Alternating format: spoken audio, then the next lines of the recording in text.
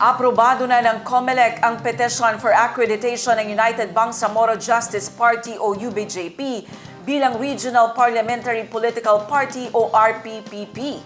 Ang partido rin ang kauna-unahang RPPP na inaprubahan ng COMELEC. Idetalye mo, Naptali Bendon. Aprobado na ng COMELEC ang petition for accreditation ng United Bangsamoro Justice Party o UBJP bilang Regional Parliamentary Political Party o RPPP. Ang partido ang kauna-unahang RPPP na inaprubahan ng COMELEC. October 1, 2024, nang makuha ng partido ang approval ng komisyon at ang opisyal na pagkilala sa partido para makilahok sa kauna-unahang BARM parliamentary election sa 2025. Pinaiigting ngayon ng partido ang paghahanda para sa kanilang mga aktibidad at opisyal na kampanya para sa 2025 elections.